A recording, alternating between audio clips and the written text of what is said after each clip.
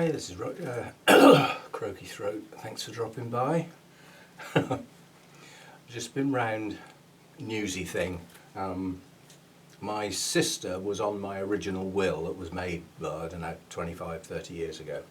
And obviously my kids were tiny then. And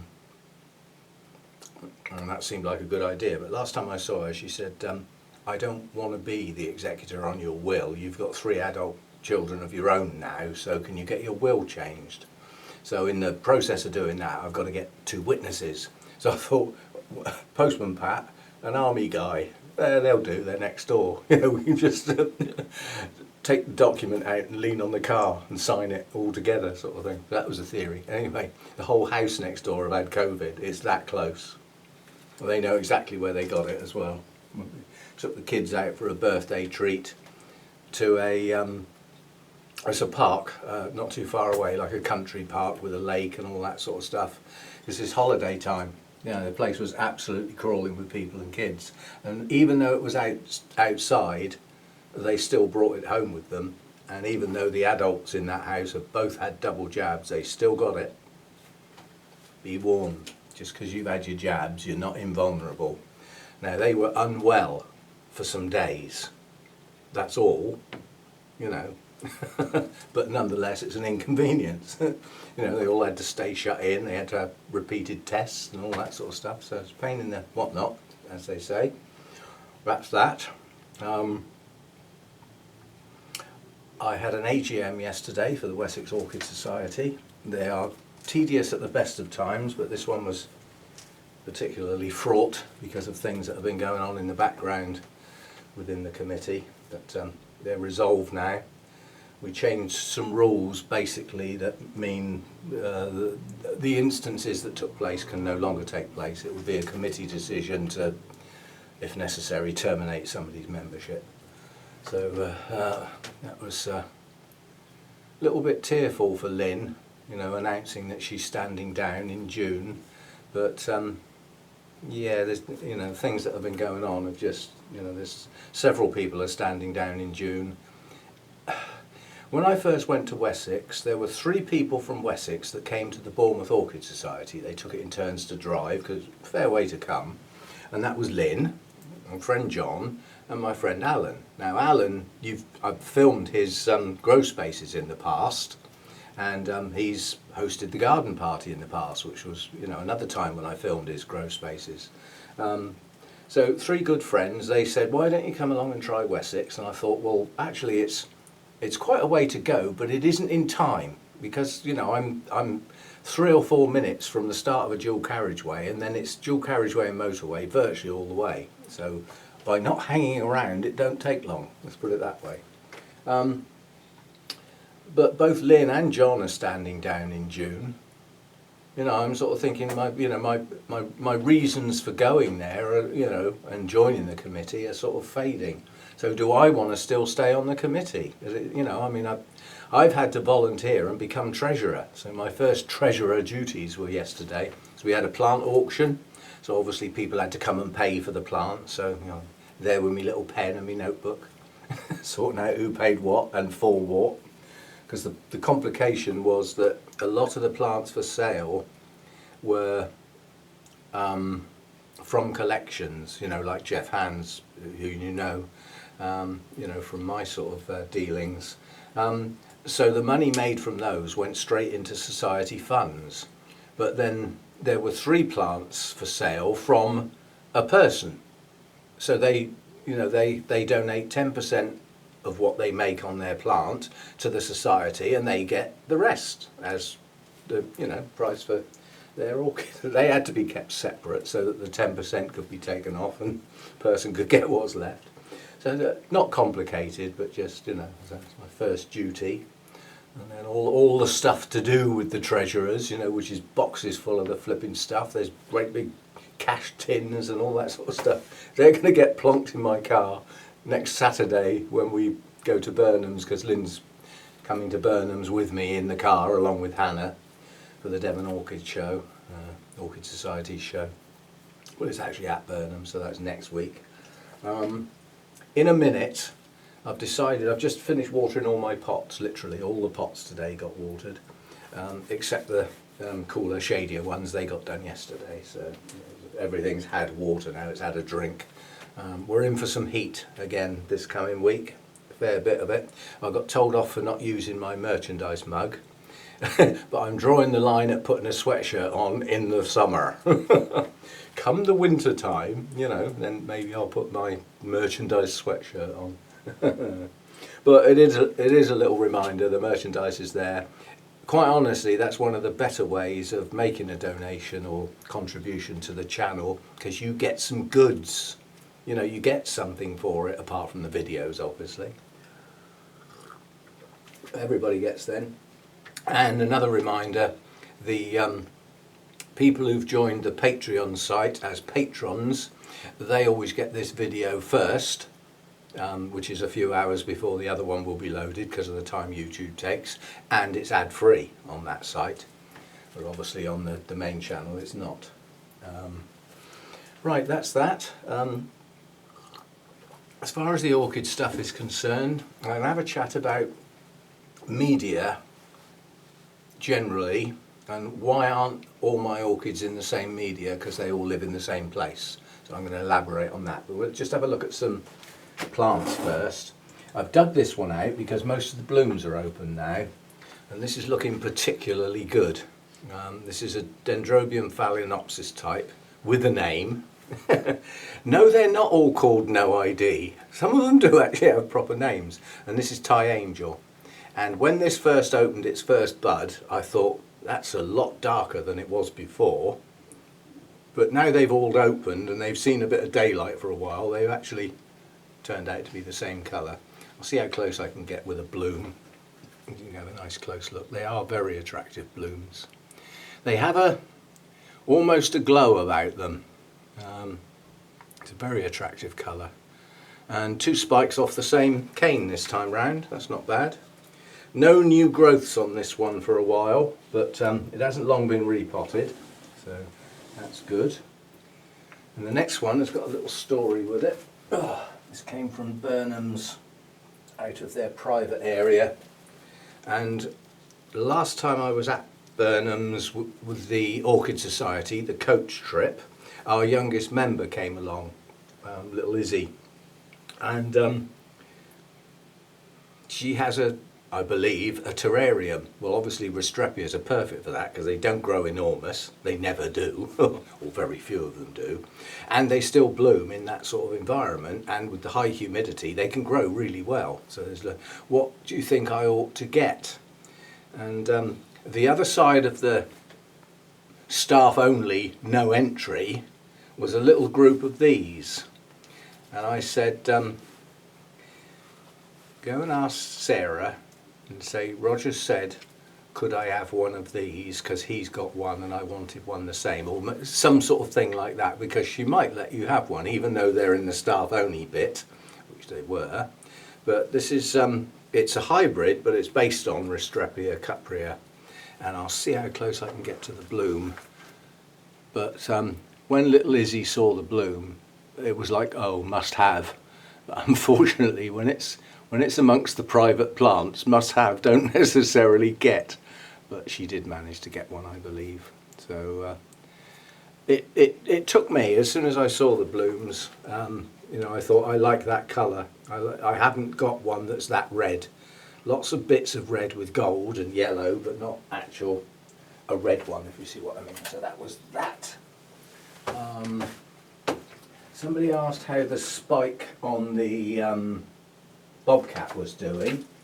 Well, it's doing its triffid impression, basically. That is a pretty hefty spike.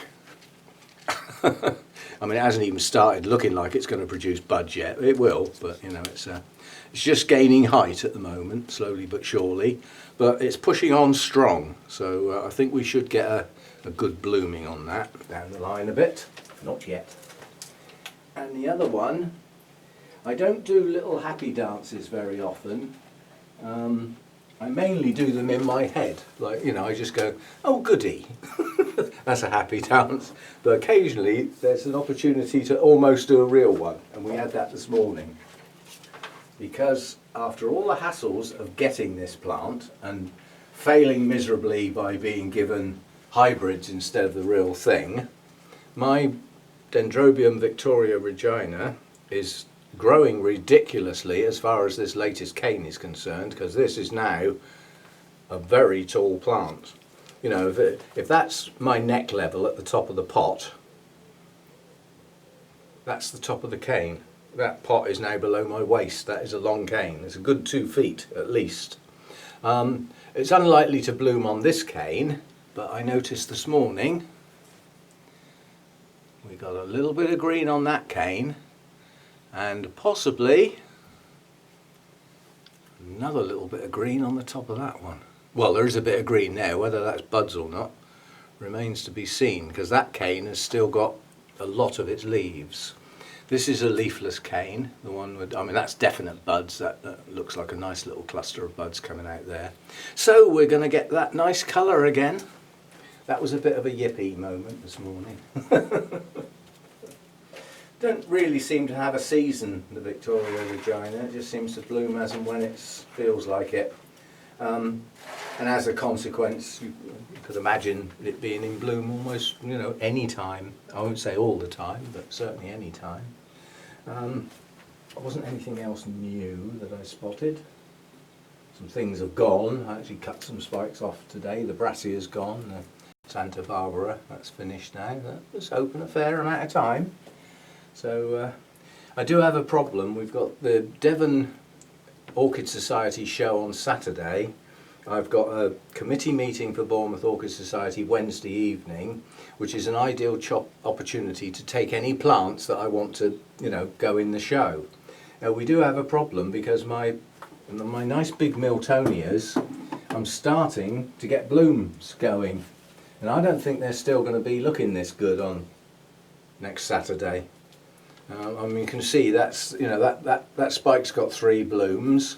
It's still got another bud, but this one's starting to fade. And I trimmed 2 off this morning.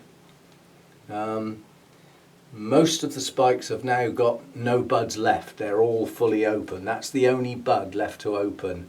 And I'm not sure there's a week left in that, unfortunately, which is a shame, because that would have been a good one. I mean, that's the one that we prepared ready for the Orchid Society meeting that got the first. So that would have been a good one to send. And then the other big Miltonia, the Spectabilis, this is the same. There are still a few buds that aren't open, but I actually cut one bloom off this morning. If you look on this spike here, that bloom's going. So I'm not sure I was hoping these 2 biggies would be able to go to the show. Because if you're a little bit short of plants, something that takes up that amount of space is very useful to put sort of, not at the front obviously, but part way back before the upright bit, because it takes up a fair bit of space and there's a splash of colour at that certain height. But I don't know whether they're still going to be good enough to take. There isn't anything else, not really. Not that's got either enough blooms or is looking good enough at the moment. Well, if I haven't got anything, they can't have it, can they? You know, I've always said that. You can only have what there is. You can't have what there ain't. Right, so that's that. Right, why aren't all my orchids in the same media? And it basically comes down to, although this growing environment is roughly the same, there are brighter spots and shadier spots. That goes without saying if you've got a lot of plants, because a big plant can shade a smaller plant. So we've got different light levels in here. We don't get much variety in temperature, although it is generally cooler down at floor level than it is at roof level, simply because hot air rises. But under normal circumstances, these big circulating fans are on. So it mixes the air anyway, so there aren't really any genuine cool spots and warm spots. Although it is a little bit warmer at the roof, but you're only talking like 2 degrees at the most. It's not a huge temperature range, but what we do have is a variety of plants that need different conditions. You know, if you sort of, I mean, obviously with hybrids, you can only go back to what species are in there, or what type of orchid it is if you can't find out, to try and work out how you ought to look after them. And a lot of people worry about light levels, fair enough, you know, without reasonable light levels suited to that orchid, it may never bloom, or you might burn the leaves. So it is important. There is a difference between light burn and heat burn. Heat burn is called shriveling. Light burn is quite spectacular. If you get an orchid quite wrong suddenly, you know, literally in a couple of hours, you've got bright yellow and brown patches appearing on your leaves. It can be quite sudden. Yeah, don't do anything suddenly when you change an orchid's light level. Do it gently, a bit at a time, and all that sort of stuff. And then you've got orchids that require different humidity levels. Well, I can't do anything about that. It is humid in here. With the amount of water that gets thrown around and goes down on the floor, it's humid in here. And to such an extent that recently overnight I've been opening this door up just to break that level of humidity, because it was getting up to virtually 100% every night. And you know, there's potential for rotting if you've got that level of humidity on plants that shouldn't have it. Not all orchids like high humidity. I mean, some of them are very content at around 60%. You can get away with less, especially if you grow in the home, and some orchids won't mind and others will complain and just don't grow very well because they're not in the right conditions. So we can play with light in here. We can't play with humidity. I do have a heater which is also wired up to one of the big fans, which I've changed the settings. So at the moment, at night, this is set to 18 degrees, so the idea is to maintain 18 degrees. If it drops below that, the heater will come on, and a few nights ago it did. So we did get a couple of chilly nights not that long ago, and the heater did kick in quite near the morning, so I was up. I don't know whether it had kicked in prior to that, but I don't think so. So, you know, watch your night temperatures, especially if you're growing in any environment like a conservatory or a greenhouse. Yeah, you worry about trying. we do funny things for our orchids, don't we? We worry to death about trying to keep them cool when it's hot, and then forget that actually sometimes being warm at night is actually a good thing. And then you can get caught out, you know, you suddenly get a drop in temperature at night and you don't see it and you're not monitoring it and you haven't got your heater set up yet. So, you know, that side of things. But then we get on to why different media. And it's really geared up to, one, the type of root system you've got, and two, the type of plant. By type of plant, I do actually mean, you know, the genus, the type of plant, not whether it's a big one or a little one. Although that can come into it too. So if you're looking at, we had a look at a Restrepia just now. These are high humidity growers, montane forests, all that sort of stuff. And they're often found growing in hanging moss. They're not even found attached to a tree. They're just in the moss. The Draculas are often found like that, possibly some Masdevallias. The moss is hanging off of all the branches and everything like that, and they'll grab a hold of the moss itself. They're not even got any roots on the branch that the moss is hanging on. But they have a very, very fine root system and shouldn't dry out. Well, chunky bark ain't going to hack it, is it? You're not, unless you want to water it like 5 times a day, it's not going to work. So you need to adjust the media for that type of plant. That plant shouldn't dry out, so it needs a media that holds moisture. Yeah? And I'll say it now even though I don't do it, the sphagnum moss is brilliant for doing that, but don't let it compact and don't let it start going stale, because it'll go so acidic it will take the roots out. So yes, it's a brilliant media, but you will need to repot quite frequently. And I mean, I watched a true professional repotting video of odontoglossums, and the pile of media on the table was like that. And it was a basic mix. It was sphagnum moss, there was some perlite in there, and there was some bark in there.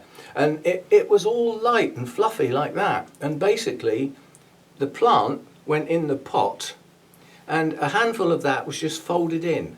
turn the pot, fold a bit in, turn the pot, fold a bit in, done. That was it. It was just literally dropped in down the side, not pushed in. You know, it literally took 10 seconds for that plant to be potted up in that. Okay, the preparation for the media took time outside of that time, but you're obviously looking at, you know, you've got 100 plants to do in a nursery. You don't really want to be spending half an hour on each one with the video running, do you? Yeah, it took about 10 seconds. And then it's a conveyor belt, it's a production line. So that was a certain size plant that was going in there, and that was deemed a 2-year cycle. So in 2 years' time, that plant will need doing again. And by then it will be blooming size, so it'll be ready to go on. Different media. So if you've got something that needs to stay moist all the time, you need something that holds moisture. Now I've replaced sphagnum moss by the cocoa husk. So far so good, but I can't give you a long-term, you know, view of that as a media because I haven't been doing it that long. I mean, I know that with the sphagnum moss that's kept constantly wet, like it would be for, you know, the chlorophthalid types, you might be lucky with the really high quality stuff to go 2 years before it starts to turn quite acidic. But a year is a good time to be thinking about repotting with that media. And if you haven't packed it in and it was light and fluffy when you potted your plant, it'll come off. You can just run it under the tap and it'll all come off, and then you just put it in the new stuff. So it can make repotting easy if it doesn't get compacted in the first place. But I'm using the cocoa husk. So if I'm going to mix a moisture retentive media, I will be up 50% plus with the cocoa husk. It might even be just the cocoa husk. So quite a few of my Miltoniopsis went in that. See how they'll do in something that really does hold its moisture. But one thing I will say is that media that stays moist for quite a long time, initially when you haven't necessarily got a good root system, you need to go careful with it because you'll get stale water and stale air that lacks oxygen in that pot because it's not getting watered. This is staying wet so long. Now that can cause a problem with your roots that most people don't even stop and think about. Roots need oxygen. Yeah? How's the best way to get a new lot of oxygen in a pot? Just pour water through it, because it pushes everything that's in the pot out and draws in new in the top. That replaces your air. Yeah? It also washes out stale water. Yeah? So sometimes you pick a pot up and you think, oh, that's still wet, I won't water that. You know, sometimes it perhaps might be a good idea to actually put some fresh water down through that pot. Because if your media is reasonably fresh, it can only hold so much. It's not going to turn rotten and soggy in that short space of time. It will do after a year or whatever, yeah. But certainly when it's relatively new. And once you've got your pot full of roots, the worry goes away because it's going to call for water because it'll be using it. Right, let's move up a bit then. So we've started from the pure cocoa husk, which would be my most moisture retentive stuff. Miltoniopsis have gone in that. Even my Restrepias have got some bark in there. Masdevallias have got some bark in with it, and the charcoal. So there's very little that's gone in pure cocoa husk. I can only think of the Miltoniopsis at the moment, and not all of those, only some of them. The Zygos were very heavy on the cocoa husk. I was instructed, it's worked. Good stuff. I love it when somebody gives you a reason for doing something based on proper experience, not read in a book or some say, bloke up the pub said, you know, based on proper experience. And they give you the full logic and what's happened, why they think that's happened and why it's worked. And you just apply it and it works for you too. I love all that, you know. Yeah, so moving up then, we would go to reducing the cocoa husk and increasing the bark. Now, what bark? Medium bark or small bark? Again, That's based on what roots are we dealing with. Are we dealing with quite chunky roots? Some of the Oncidiums do have pretty chunky roots. Some of the Dendrobiums have pretty chunky roots. Yeah? Well, the chunky roots would probably get the cocoa husk and the medium bark. Whereas stuff with finer roots and smaller root systems, like the twinkles in the Oncidium range, certainly some of the Dendrobiums have got finer root systems, well, they can have the small bark and the cocoa husk. And I'll even sort the cocoa husk. So if I was doing something like a Restrepia, I would grab a handful of cocoa husk like that and take out all the big bits, leaving the small bits, because it's a fine root system. Sometimes I've even been known to sit in front of the TV in my chair with a tray full of cocoa husk and a pair of scissors and cut the pieces into tinier pieces. Don't tell anyone, that's a bit sad. Anyway, so we've now got down to say half and half, but we've decided that it could be the medium-sized bark and the small bark. It's not going to be the large bark. That's a contradiction in terms. If I'm using large chunky bark, it's because the roots need lots and lots of air around them and need to dry out. Be a bit daft putting the cocoa husk in with that, wouldn't it? Really. And the charcoal goes in, we talk about that. So we then get where there's virtually none or none of the cocoa husk and we're back to pure bark. Same decision, chunkier root system, medium, finer root system, but needs to dry quick. This is the difference. I need this to dry quickly when it's been watered. It needs that wet dry cycle. So small bark could still be used for that and a fine root system. Handful of charcoal. I keep putting that stuff in there. I'm still not sure why. I'm still not even sure whether it actually does any good. I don't believe it does any harm. I've got it now, so I just will use it. And then we get to my coarsest medium, which is the large chunky bark, on its own, in a clay pot, Cattleyas. Yeah, so that's my top of the type of media, the most air and the fastest drying cycle, and that works for the Cattleyas. So you can it's impossible to overwater the flipping things unless you stood them in a bucket and went on holiday and forgot them. You might rot the roots then, although they're pretty sturdy, the roots on Cattleyas, once you've got them. Yeah, so that would be my most open mix, the most air and the fastest drying. So that's the logic between why those different medias get used. Now, this one is one that came from Marius. So this originally came from Jeff Hand's collection after he died. Went to Marius, and Marius has repotted this. He repotted everything or mounted it, the whole collection. Brave lad. Now this has got, you'll love this. This has got this moss in it. I'll show you because it's unusual.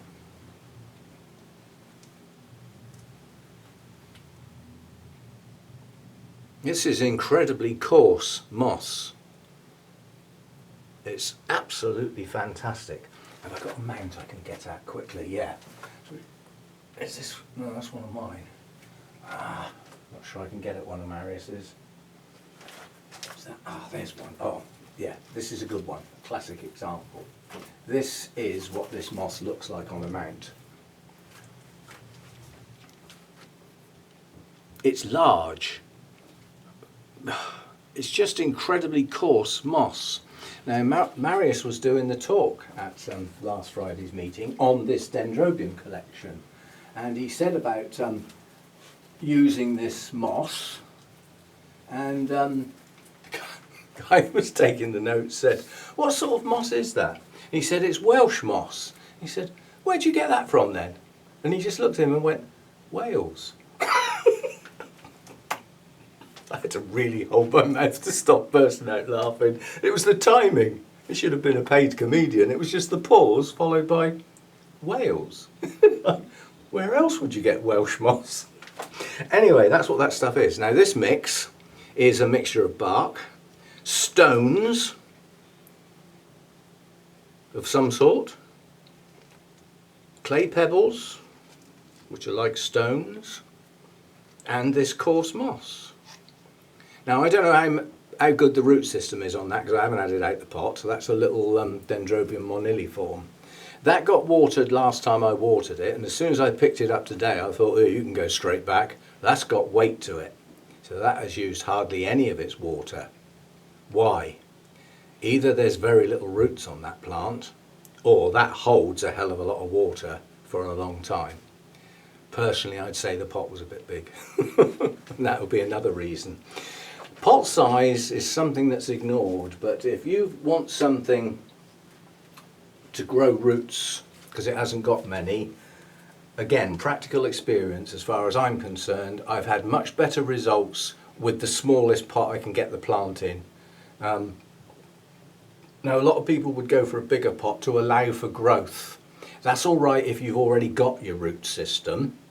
By all means, plan for a couple of years growth cycles without having to repot. Brilliant. But you haven't got the roots yet. Smallest pot possible seems to work best. Now, what's different about a small pot then? Well, firstly, it's going to dry quicker, which is good because there's not really a root system to use that water up. So it'll dry quicker, which means you pour water through it more often and you keep it fresh. Yeah? Stale water and stale air wash through more often.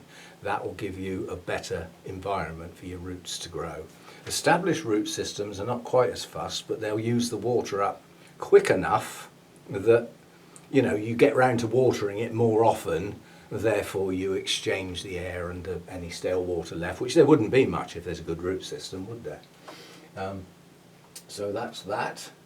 And then we get on to mounted orchids, which, you know, go on the internet, look for orchids in situ, and have a look at all the orchids growing in the trees. You might you'll find some on the ground, you know, those dirt orchids that we don't do, or I don't do. Dirt orchids. Well, I grow things that grow properly in the ground, not all these flipping monkey orchids hanging in the trees. It's a bit of banter between the terrestrial school and the epiphytic school. And some people grow both quite happily, but you usually find people who grow a lot of terrestrials don't have many epiphytes because of the way they grow. And I haven't, so I don't need to talk about them because I wouldn't know what I was talking about because I haven't got any, so I've never bothered reading up on it. But mounted orchids, once you've had a look around the internet and seen all these orchids in situ on the trees, growing in the forks of the trees, right on the end of the branches, right up in the treetops, stuck on the trunk low down, you know, all that sort of stuff, the one thing you will find in common is,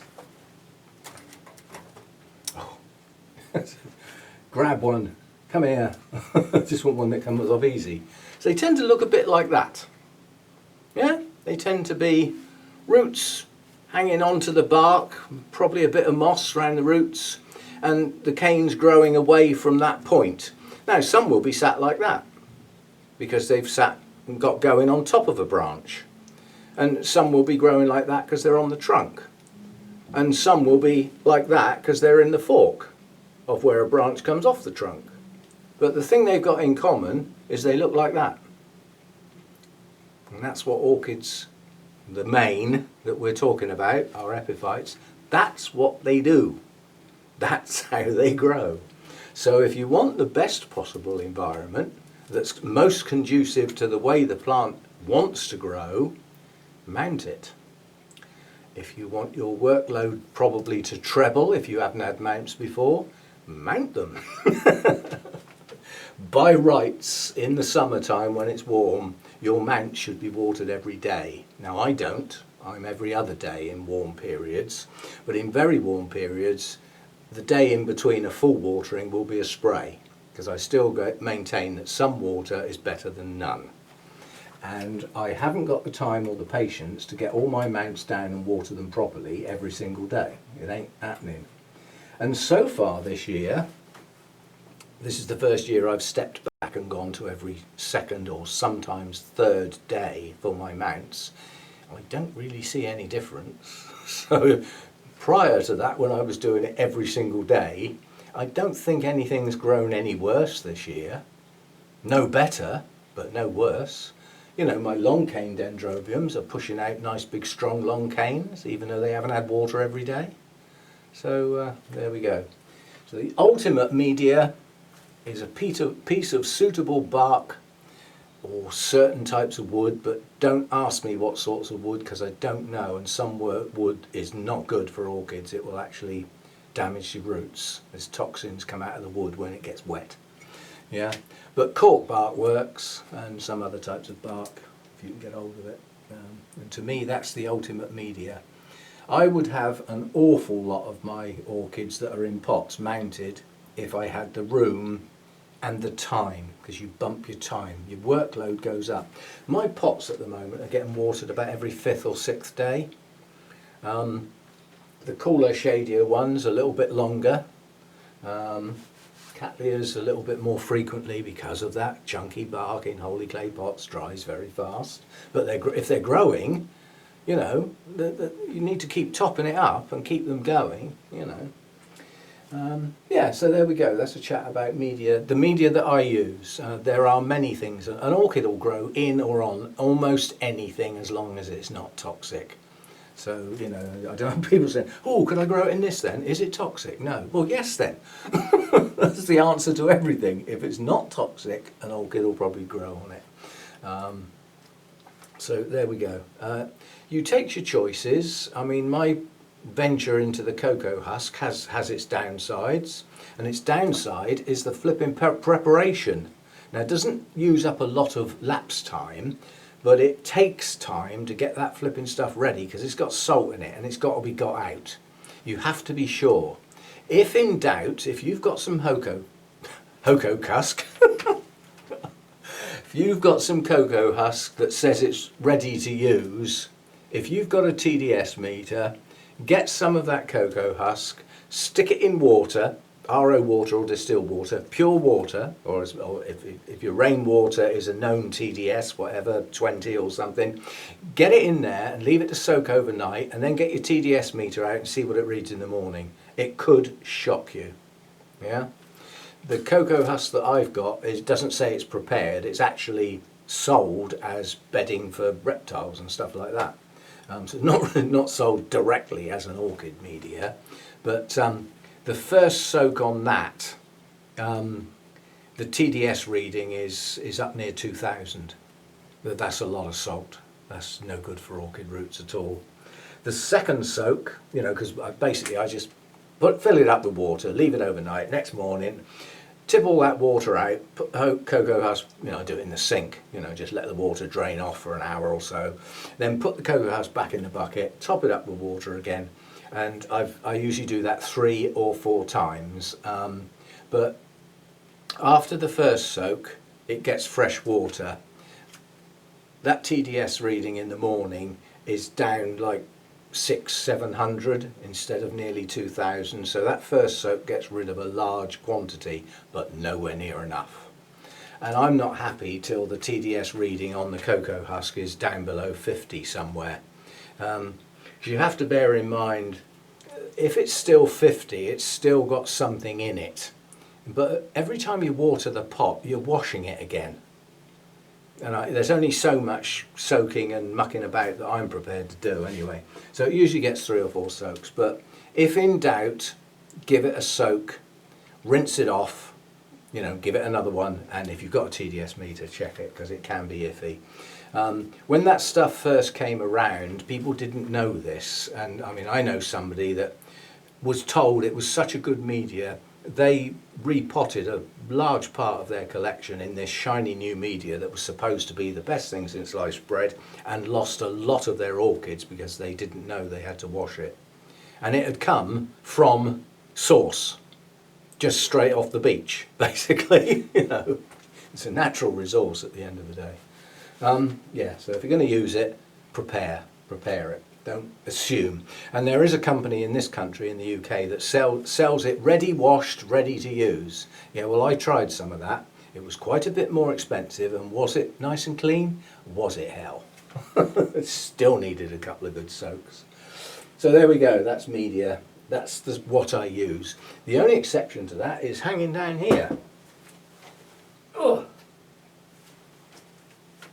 Large chunks of lava rock. Yeah?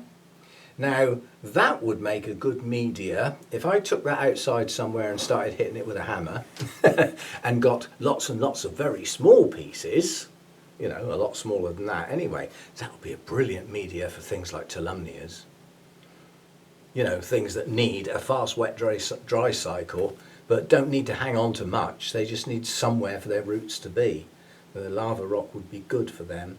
I mean, they'll grow in nothing quite happily, bare rooted, providing you keep up the watering. That's another media, air. Always forget that one.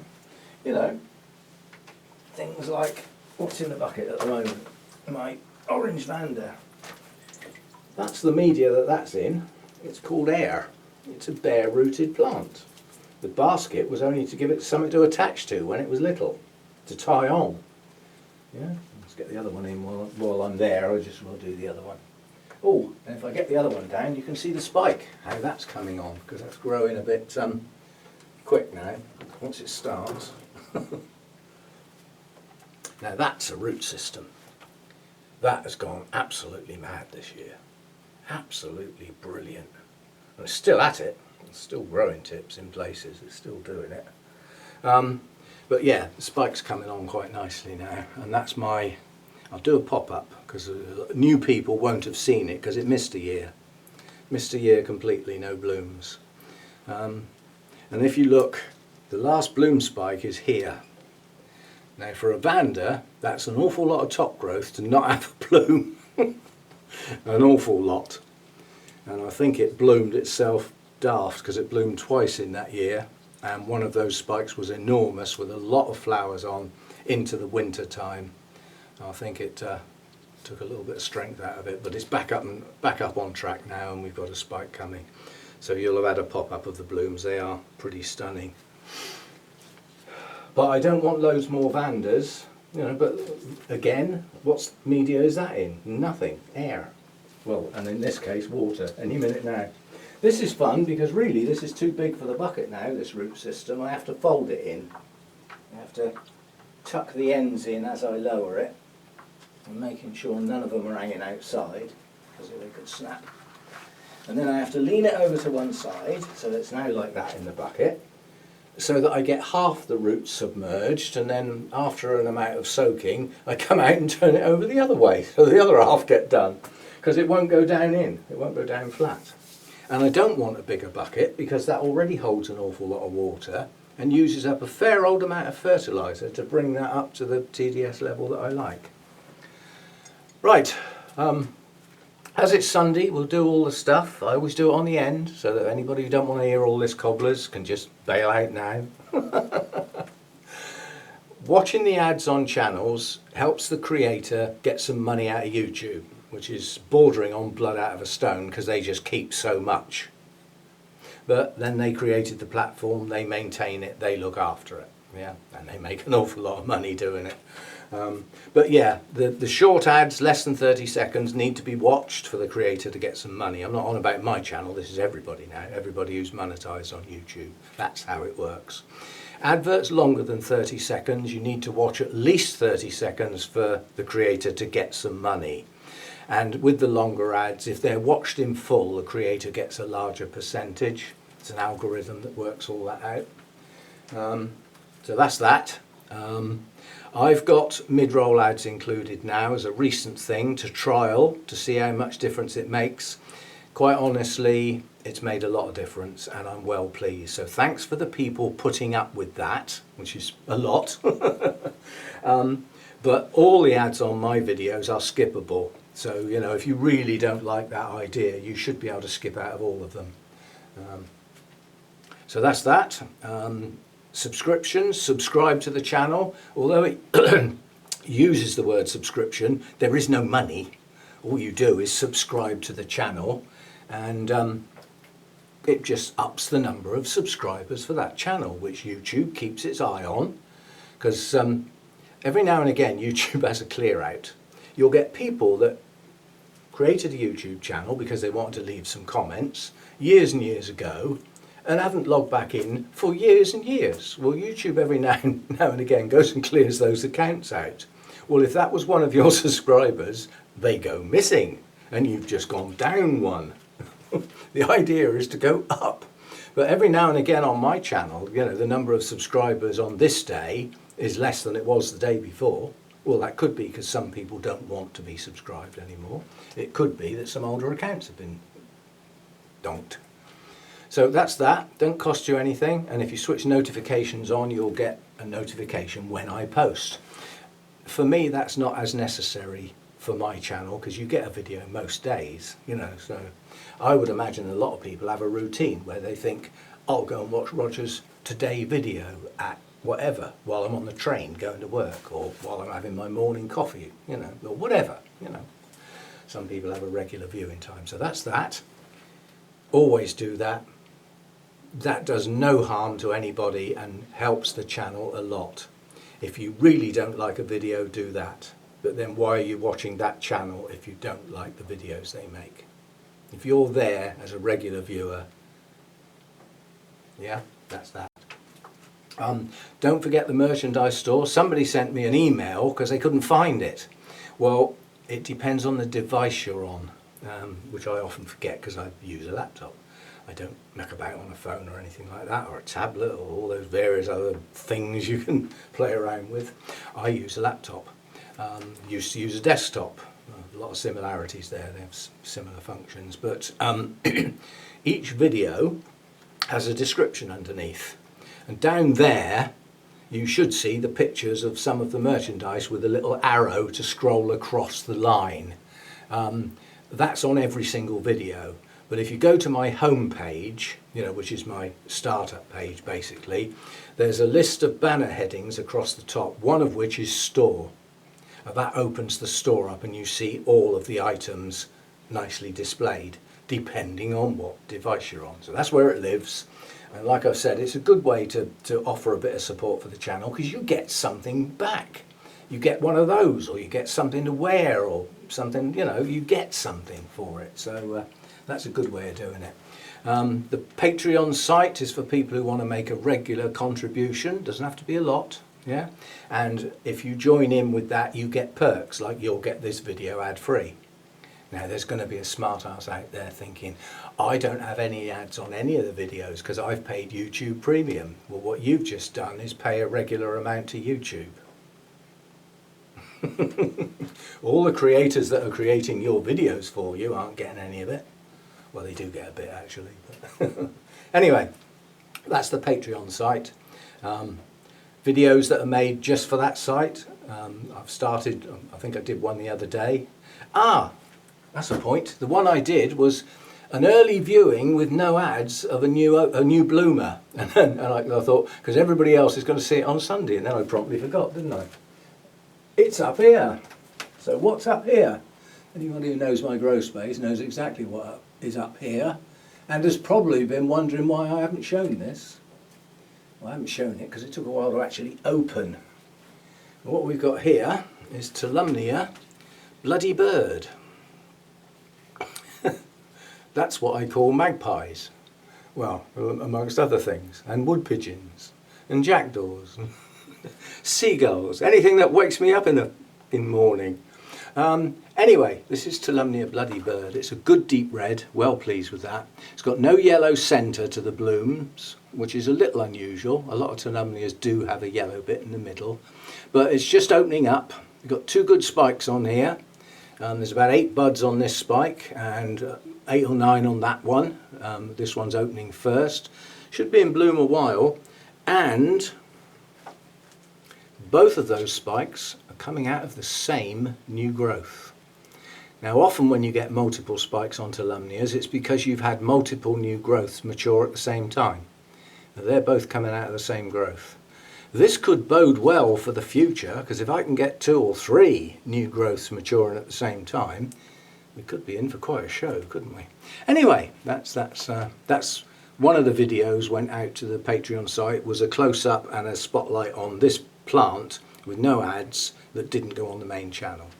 So you had to wait till Sunday to have a look at it. Beautiful blooms, absolutely stunning. Good stuff. So I'm bent all up round like this because the vanda bucket is in my way and I can't stand there because there's a vanda in it at the moment. So I'm just having to go careful where I walk. So there we go, that's the Patreon site, and then there's the Buy Me a Coffee thing, which you can... the way I think that ought to be used, the way I think it would be nice if it was used this way, is people who watch regular, obviously you're watching quite a lot of videos, and every now and again one might be particularly useful to you, or you enjoyed perhaps a bit more. And the idea of the buy me a coffee is to like leave a tip for a video, not for every video. You know, it's not a membership thing or anything. You just basically buy me a coffee, and the unit, the coffee, the unit is £3 English. I don't know what it is elsewhere. And you can buy 1 coffee, 3 coffees, or 5 coffees, I think. Or you might even be able to type in your own number. I don't know. But yeah, so you can just make a contribution for a particular video called Buy Me a Coffee. It's a strange site, really. I don't think a lot of people use it, quite honestly. So that's all that Cobbler's, only ever done on a Sunday at the end, so that you don't have to listen to it if you don't want to. And thanks for all those that do, and thanks for all those who act on it. There's been quite a few purchases on the merchandise store recently. Thanks a bunch. You know, that's really good. And the Patreons are steady. I haven't had a new one for some time now, so those that are going to do that have done it. The Buy Me a Coffee still kicks in now and again. Somebody will pop one up. And the adverts is a regular monthly thing. So by helping out with the adverts, that's, you know, a regular thing for the channel. So all good stuff. And that's probably gone on far too flipping long. What have we done? Oh, 50 minutes. Well, some of you are very patient if you're still here. And tomorrow's video will be me repotting BC Make. When I was watering today, I got it out. It's in there on the table, ready to go out in the kitchen. The growths are pushing on, and so are the roots. So we will do that. I'll film it today. That way I haven't got to film tomorrow necessarily, because I've got a video in the bank, so to speak. So we'll do that. And thanks for watching. See you next time. Bye for now.